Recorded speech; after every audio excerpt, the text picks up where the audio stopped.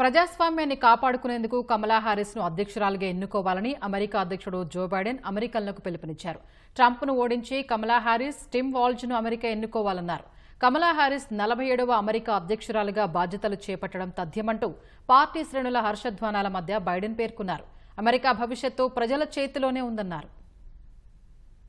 అమెరికాలో రాజకీయ హింసకు తావులేదని అమెరికా అధ్యక్షుడు బైడెన్ అన్నారు.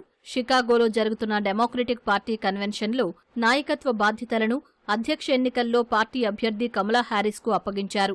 ఈ సందర్భంగా అమెరికా ఐ లవ్ యూ అంటూ బైడెన్ తన ప్రసంగాన్ని ప్రారంభించారు. అమెరికాలో ప్రజాస్వామ్య పరిరక్షణకు కమలా హారిస్కు ఓటు వేయాలని అమెరికన్లను కోరారు. 2020లో ప్రజాస్వామ్యాన్ని కాపాడామన్న బైడెన్ మళ్లీ ఇప్పుడు ఆ పని చేయాల్సిన సమయం ఆసన్నమైందన్నారు.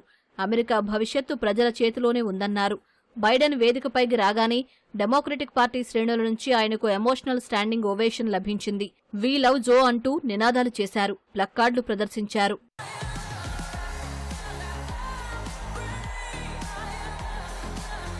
డెమోక్రటిక్ పార్టీ జాతీయ కన్వెన్షన్కు కుటుంబ సమేతంగా హాజరైన బైడెన్ భావోద్వేగానికి గురయ్యారు. తన తండ్రి ఆడపిల్లల పక్షపాతి అని, మహిళలకు విలువనివ్వడం, నమ్మడం చూసినట్లు ఆయన కుమార్తె యాష్లీ బైడెన్ చెప్పగానే ఆమె మాటలకు బైడెన్ భావోద్వేగానికి గురయ్యారు.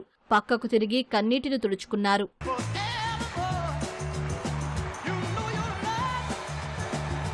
షికాగోలో ప్రారంభమైన డెమోక్రటిక్ పార్టీ జాతీయ సమావేశంలో కమలా హారిస్ ప్రసంగించారు. అమెరికా అధ్యక్షుడు బైడెన్ తన జీవితం మొత్తాన్ని దేశసేవకు అంకితం చేశారని ఆమె కొనియాడారు. అమెరికాకు చారిత్రాత్మక నాయకత్వం అందించారని అన్నారు. ఈ సందర్భంగా ఆయనకు దేశ ప్రజల తరపున కృతజ్ఞతలు తెలిపారు. సాధారణంగా అధ్యక్ష అభ్యర్థులు తమ నామినేషన్ను అంగీకరిస్తూ సమావేశాల చివరి రోజు మాట్లాడడం ఆనవాయితీ. ఆ సంప్రదాయాన్ని బ్రేక్ చేస్తూ హారిస్ తొలి రోజే మాట్లాడారు.